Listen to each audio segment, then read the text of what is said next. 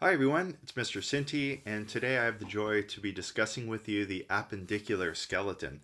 That's right, the appendicular skeleton works in coordination with the axial skeleton in order to form the entire skeleton of the body. And the appendicular skeleton is really important. Basically, right out of the gate, it allows us to move. And it allows us to manipulate objects. And so hopefully you'll be able to enjoy this journey through the appendicular skeleton. And so I want to first start off by talking about the pectoral girdle. Okay, so sometimes it's referred commonly as the shoulder girdle. And it basically connects our arms to the body, and it provides the base for arm movement. So pectoral girdle, that's right. And so it consists of two major bones, and those are the clavicles and the scapula, or scapulae for plural, scapula for singular. Okay? Now, the appendicular skeleton connects with the axial skeleton. So the sternum or breastbone is part of the axial skeleton. But what's really interesting to me is that the clavicle is what connects to this upper part of the sternum known as the manubrium right here. So right at this joint is really the only connection between the shoulder and the axial skeleton. And so I find that is both interesting and also, again, a little cause for concern. But that's what causes the amazing rotation that we have of the shoulder. And so there's pros and cons. Not to worry, there's a lot of ligaments that hold things and muscles that hold things in place as well. Okay, so the clavicle attaches at the sternal end, medial towards the center of the body, right over here at the manubrium. So this is the clavicle here. And then it attaches to the acromion, which is this sort of extension right here of the scapula, over laterally. Okay, right over in this end. Okay, and so let's see, we'll come back over here. So the bone itself it's long. It's considered to be a long bone, and it's S shape. And so here's the acromial end right here, where the facet is for the articulation or connection to the acromion, which is a process of the scapula. Okay, as you can see right over here.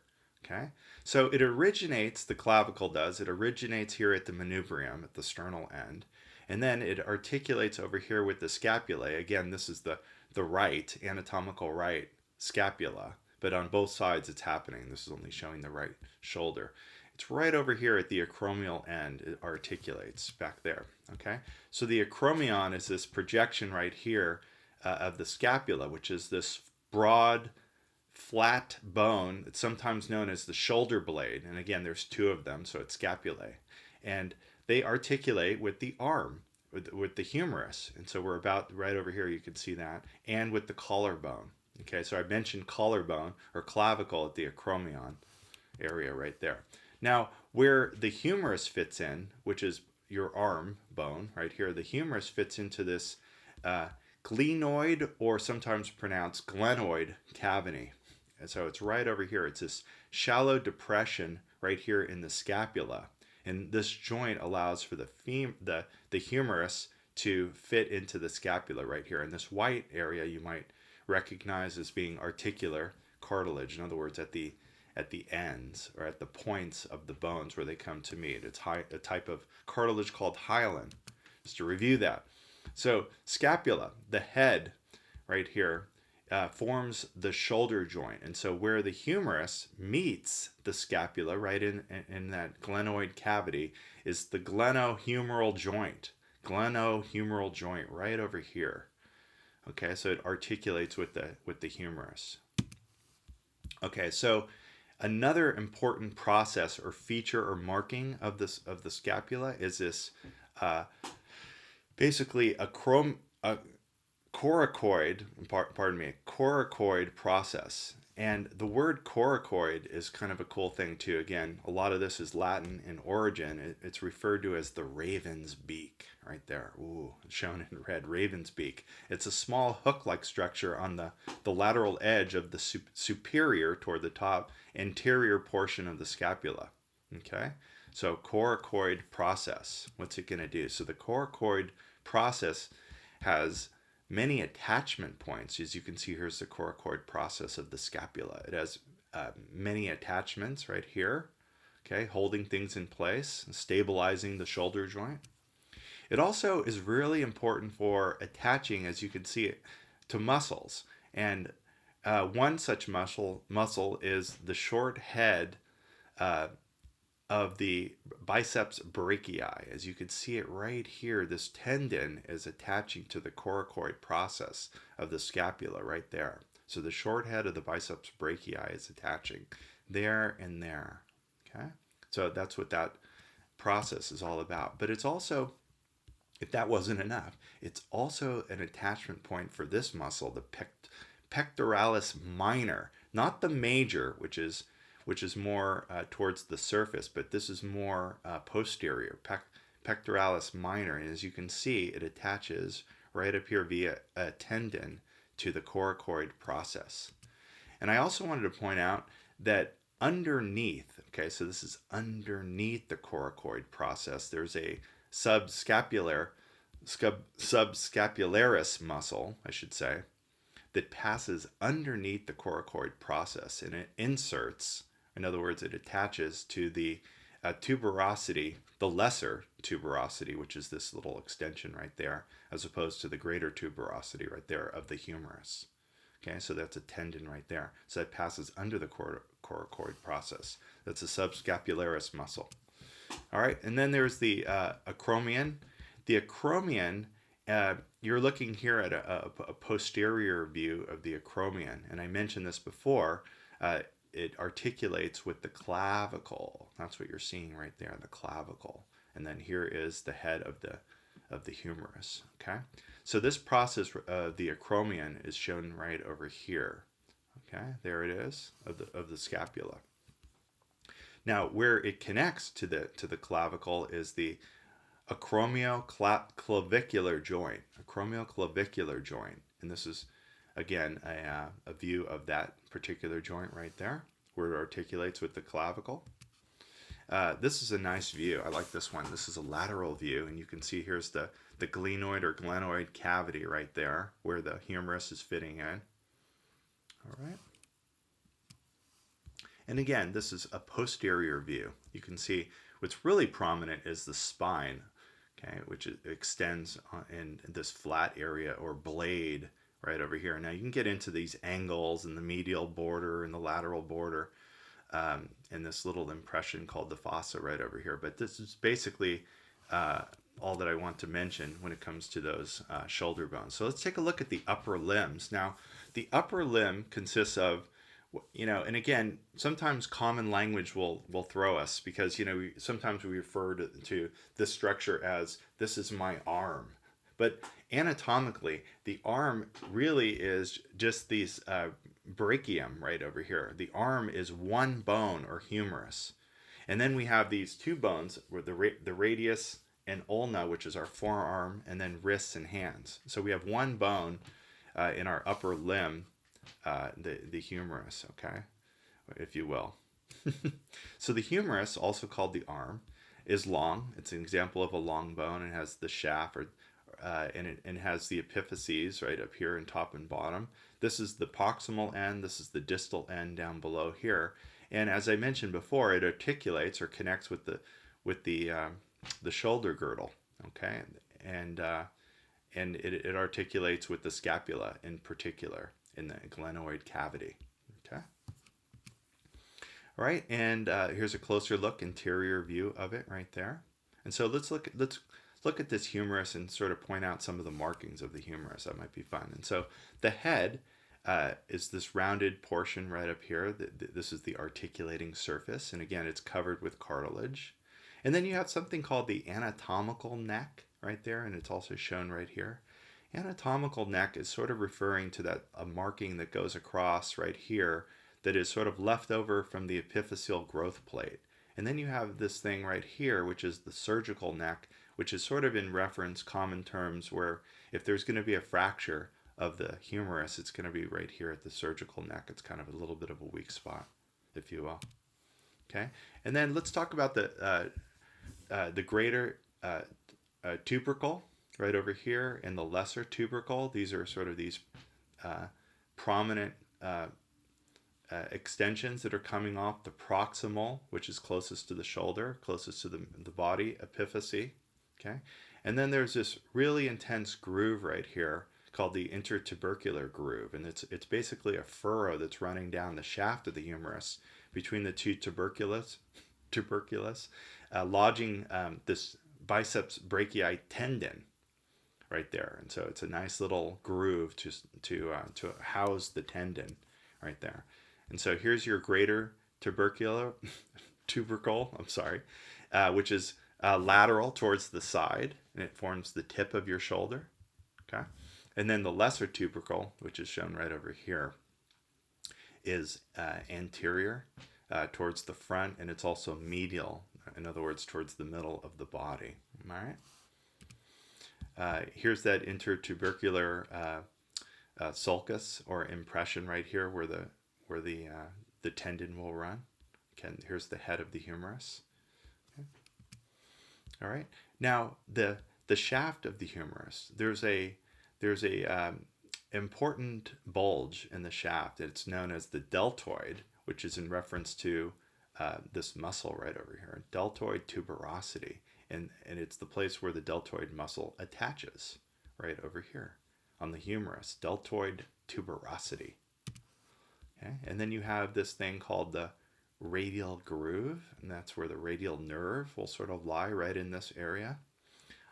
I find the more I study, just a little side note here, the more I study the anatomy and these markings, I become less occupied with remembering the names of terms, which could easily be looked up either in a text or in the online. But I find it really just curious that there's all of these really cool markings and protrusions and fossas and sulcus and all these cool things. I hope you're enjoying that. Don't be overwhelmed by them. Just enjoy the view.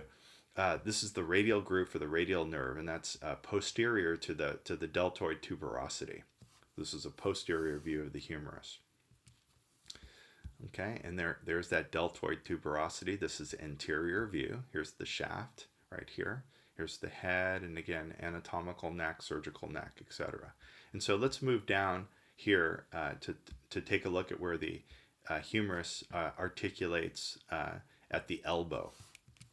Okay, so distal, the distal epiphyses, in other words, the elbow, we have medial, like toward the middle, and lateral towards the outside epicondyles. And these are these epicondyles. Epicondyles are for attachments for muscles right over here on the side. These little ones over here, epicondyles. Now the true condyles of the humerus will articulate with the ulna and radius, which are your two forearm bones, ulna and radius.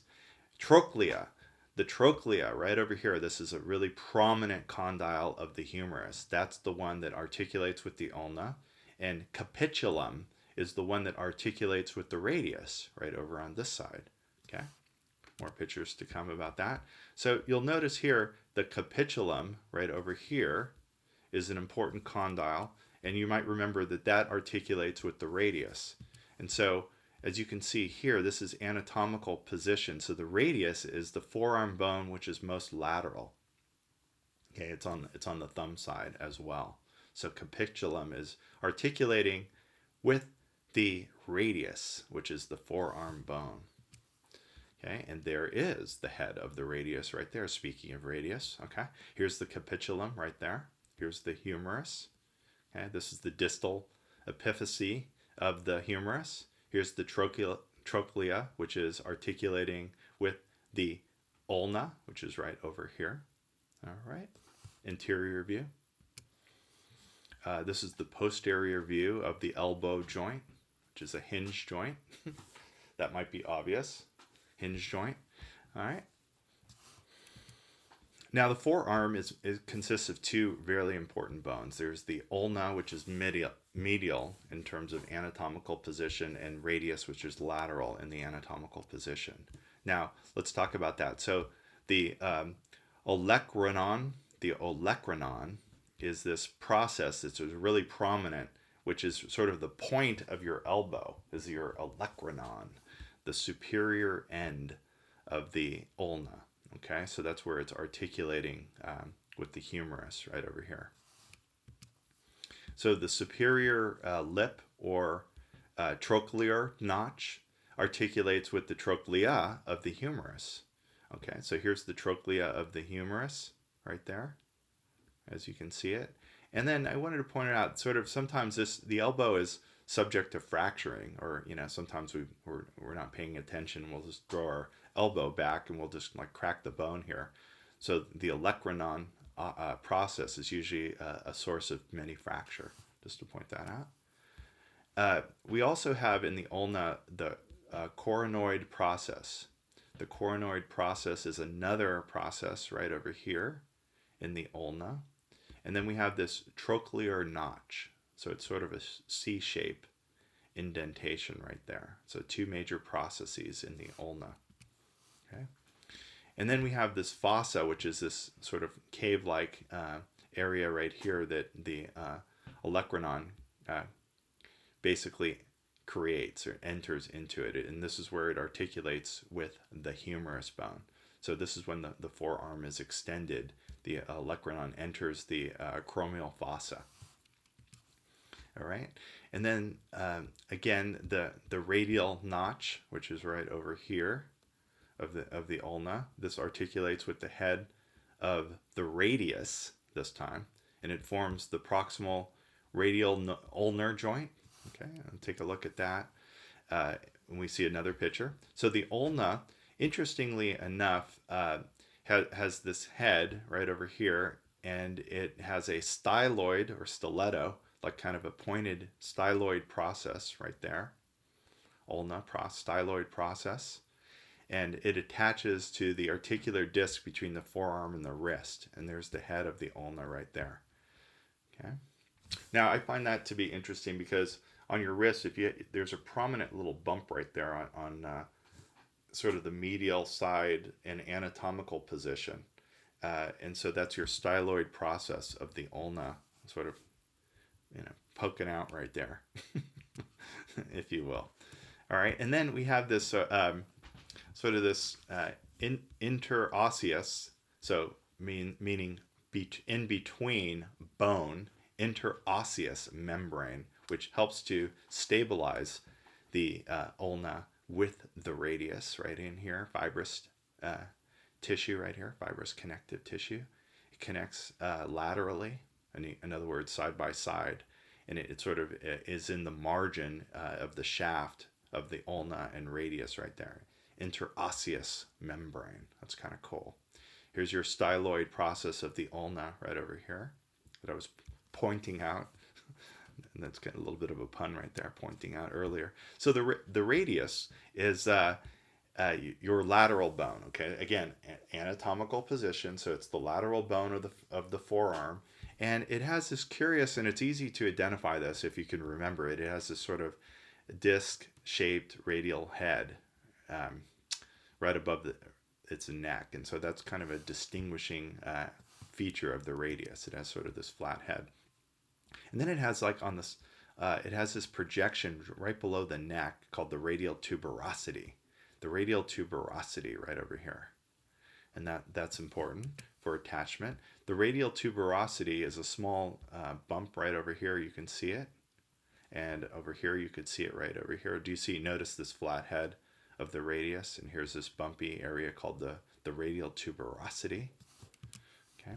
Now, what's the point of the Radialtuberosity? Here's the Radialtuberosity right there. Well, of course, it's an attachment place to the distal, meaning away, as opposed to the proximal tendon of the bicep. So it's the distal tendon of the bicep muscle attaches to that tuberosity, the Radialtuberosity on the forearm right there.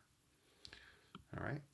Now, the radius also has this area right here, which is the ulnar notch, and that's where it actually connects with the ulna, right over here at the wrist. You can see it, the ulnar notch. And then, again, this is the distal area. This is the proximal area. This would be the humerus up above. This would be your carpals or wrist bones right there. Okay, and then the radius also has a styloid process, not to be confused with the ulnar styloid process. Uh, it also helps to stabilize the wrist right here. It's a little pointing projection right here and right here, styloid process of the radius right there. This is anterior view. And then finally we have these carpal bones, which are, there's 8 of them, and 4 of them are proximal carpal bones, and then 4 are distal, meaning further away. Now the distal ones are articulate with the metacarpals, which are numbered on the thumb side 1, 2, 3, 4, 5. These are metacarpal bones. I won't go into naming them, but and then again, distal to the metacarpal bones are the phalanges, and I think you might be aware of the fact that the phalanges, there's 3 bones making up phalanges in your fingers and 2 in your thumb, and again they're named for distal meaning furthest away, middle, and then proximal phalanges. And the carpal bones are important because they allow the wrist to be able to bend. And as I mentioned, the metacarpal bones are numbered from 1 to 5, starting with the thumb and moving from lateral to medial. Okay, and they articulate with the proximal phalanges. And again, this blue area is articular cartilage in the joint space in those synovial joints. Okay, and then here's the bones, the phalanges of the hand, and again, which allow us to, they're very mobile and allow us to pick things up and interact with the world. Okay, now let's move down in the appendicular skeleton to the pelvic girdle, and I think the pelvic girdle is totally fascinating because these hip bones, as they're often referred, or coxal bones, more anatomical, are very, very strong, and they bear the weight, the body's weight and stress of movement, so they're really critical. And so they're made up of 3 fused bones, or these coxal bones. They're made up with the ilium, okay, which articulates or connects with the sacrum, which is part of the axial skeleton, and the ischium and pubis. So ilium, ischium, and pubis make up the pelvic girdle, as opposed to the pectoral girdle, which we discussed earlier, which is in the shoulder. So first thing that I wanted to mention with the pelvis is that there's a cup-like structure found in called the acetabulum, and this area is the point at which the femur, or longest bone of the thigh bone, articulates with the pelvis right here. It's like this indentation, acetabulum. So it's the hip socket. It's a ball and socket joint, but the word acetabulum is a kind of a cool term because I was looking into this, and it sort of refers to a vinegar bowl that was common during the Roman times, that would often be present at the dinner table, where you dip maybe your bread into vinegar, for example, acetabulum.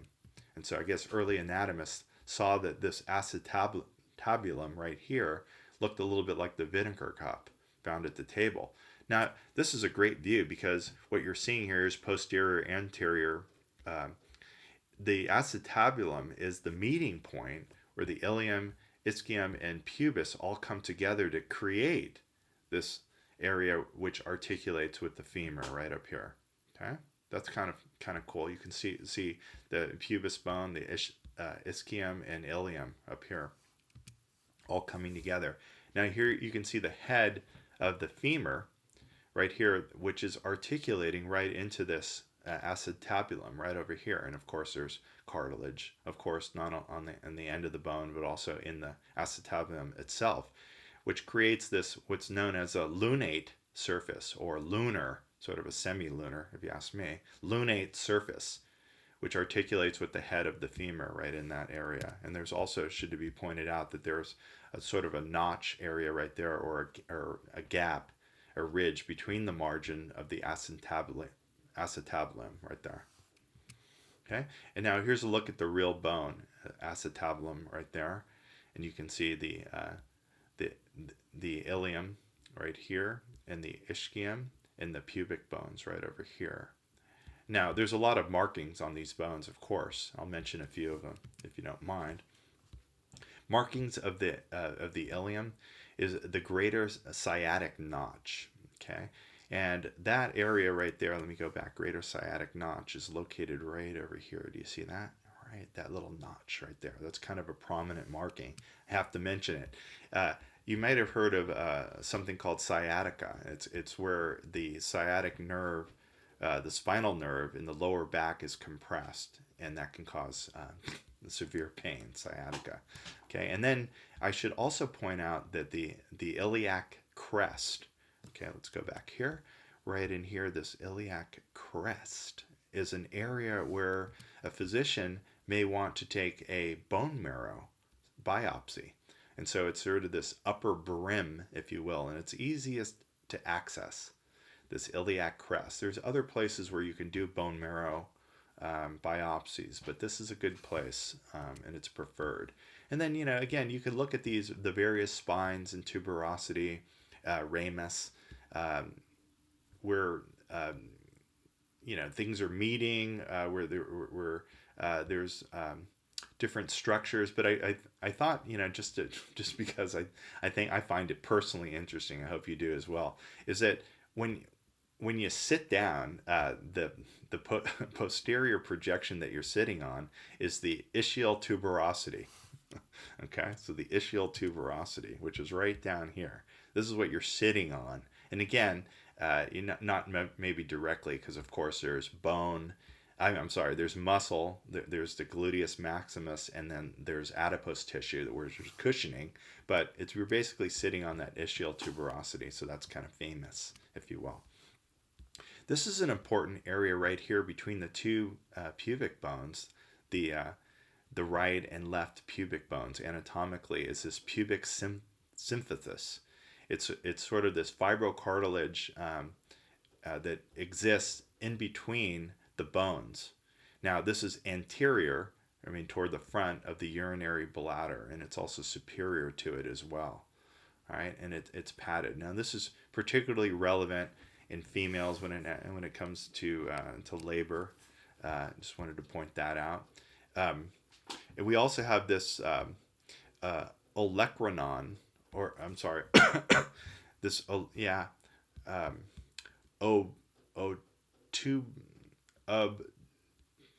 difficult to pronounce this. Let's see. Sorry, sorry. I'm in a moment of pronunciation, brain freeze, but it's a abubturator foramen, which is this area right over here. Abubturator. I hope I'm pronouncing that. I apologize otherwise.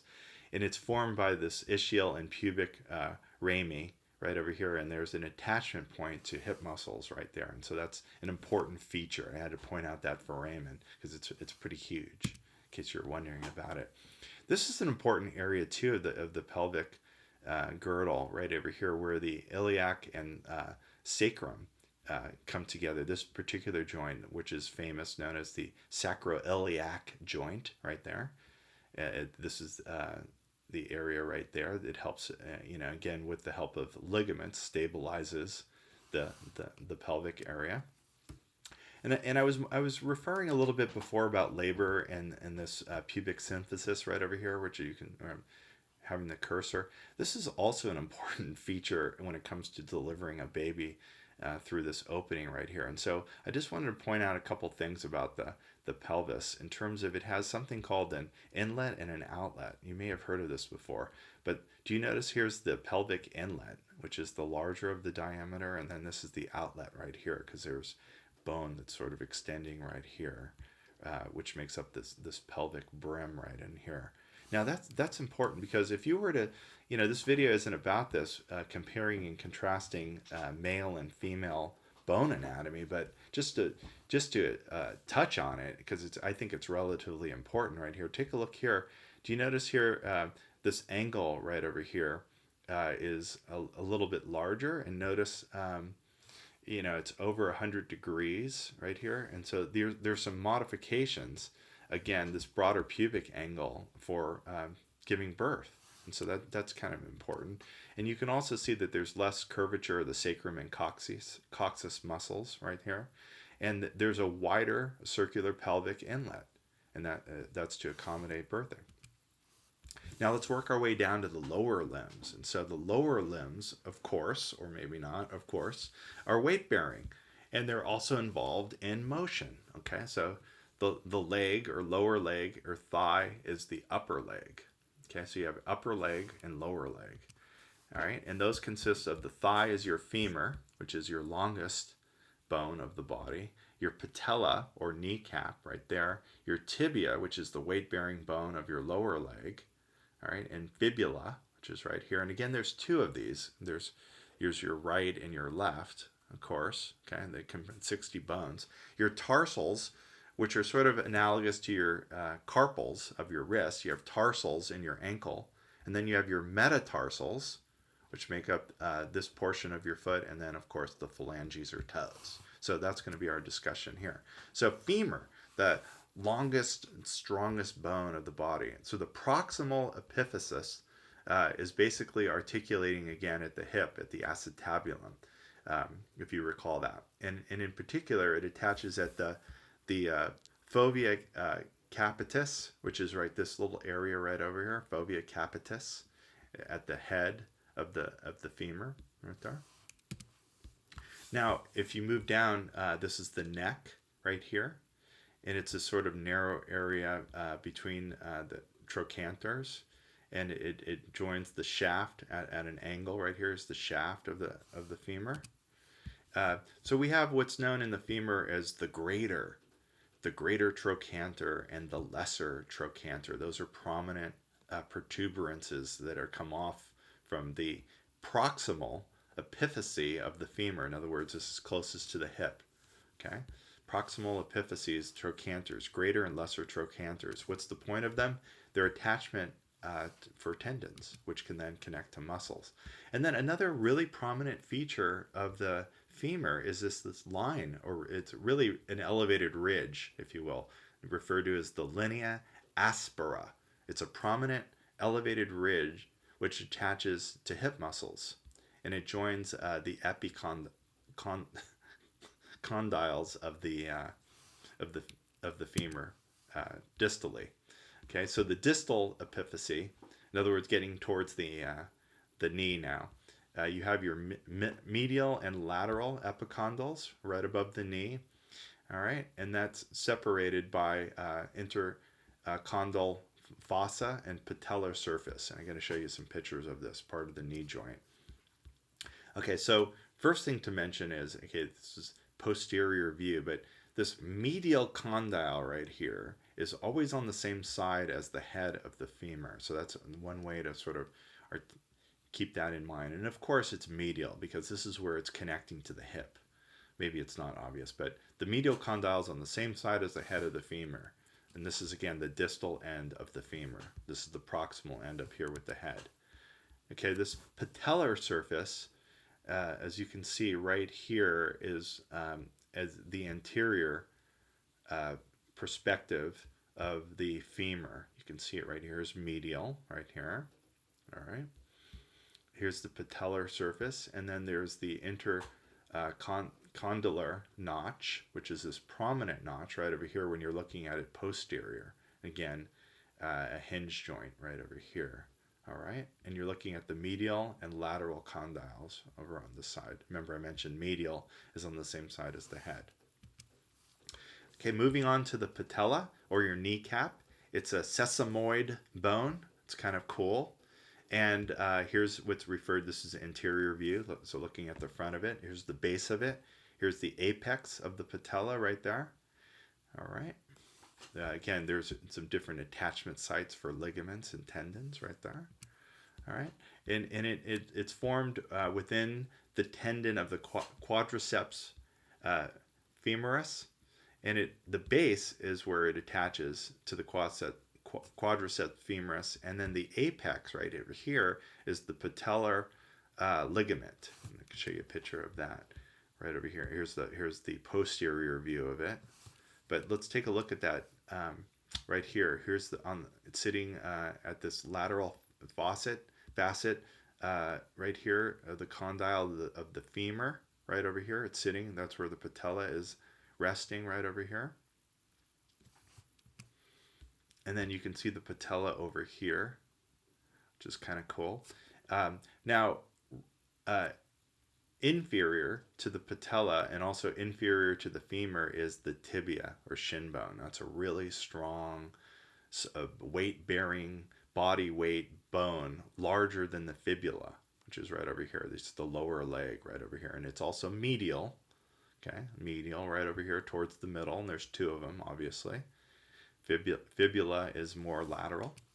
The tibia, the proximal end, in other words, the proximal end up here towards the knee, has medial and lateral condyles. There's the medial one, anterior view. These condyles are separated by this intercondylar eminence. Okay, right over here, you can see it, eminence. And whoops, let me go back. Right there. And then this is kind of cool. You can palpate this on your knee when you're sitting. You can sort of feel around, and you can feel that this tibial tuberosity right there. It's sort of it's a bump right below the knee, and it's again, it's the proximal end of the epiphyse of the tibia, and it's an elevated aspect on the anterior aspect of the tibia. Right there, it's a bony protuberance, tibial tuberosity. And the point of that is that the tibial tuberosity is where the patellar ligament attaches, right there, which is sort of housing the patella in place, or allowing it to move, or sliding back and forth. Okay, and then, of course, here's the shaft of the tibia, right over here. And again, there's a sharp ridge right there called the anterior margin of the shin bone right there, the shaft. There's the medial malleolus, which is this projection right over here at the. This is anterior view, but this is the distal epiphyse of the tibia, the distal epiphyse, the medial malleolus. Okay, it's this projection at the ankle. Right over here, and then of course you have the fibula, okay, which attaches to muscles of the feet and toes. It's smaller than the tibia, and it's lateral to the tibia, meaning toward the side. And again, as we saw previously, there's some interosseous membrane in between these two bones, like we saw in the forearm. You can see they bind the fibula and tibia in place, and you can see the interosseous fibrous connective tissue right over here. And again, you can also see a cool image of the compact bone and medullary cavity here of the tibia. Okay. This lateral malleolus at the distal, again, furthest away, distal end of the fibula is this prominent area where you could palpate. It's sort of this little hook over here on your ankle. I don't know. Sometimes people call this the ankle bone. I'm not really sure why they would do that, but this is your lateral malleolus, which is the end of your fibula. It's a lateral projection of the ankle. Okay, and then finally the foot itself. These collection of bones that compose your ankle that articulate with the tibia and fibula are your tarsal bones. And again, I won't go into naming them. The talus is a large one. And see, I just said I was going to name them. The calcaneus or heel bone is rather important. And collectively, they articulate these tarsals with the metatarsal bones. And again, this forms not only a transverse arch going this direction, but a longitudinal arch, which helps to dissipate or dispense the weight of the body. Really important to have that arch. Again, if you're interested in the names of the tarsal bones, they're located right over here on the side. And again, the metatarsals are numbered from the big toe, 1, 2, 3, 4, and 5 going in this direction. And then here are your phalanges right over here. Again, proximal, middle, and distal phalanges of the toe. And it should be pointed out that this calcaneus, this heel bone, has a really important tendon attached to it. It's the calcanean tendon, but it's sometimes known as the Achilles, after the mythical story of this weak area of the Achilles, and this is like the attaches to the calf muscle right here, and it transfers weight. The calcaneus transfers weight from the talus to the ground right over here. So that's important. Okay, and so again, the metatarsal bones that articulate with the toes, and then finally, the last part of the appendicular skeleton are getting furthest away are the distal toes of the phalanges right over here.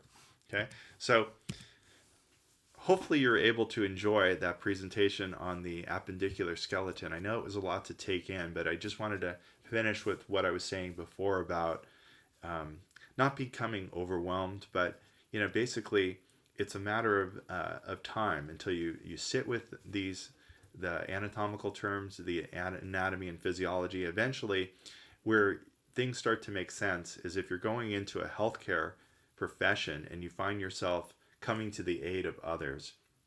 That's, for me, that's when things become relevant. That's when things become meaningful. That's when I have purpose to my study, and it's no longer just an exploration of curiosity, but it's more of a research out of necessity in order to aid and assist and help others that have injuries. Okay, so I hope this was a meaningful view of the appendicular skeleton. Thanks for watching.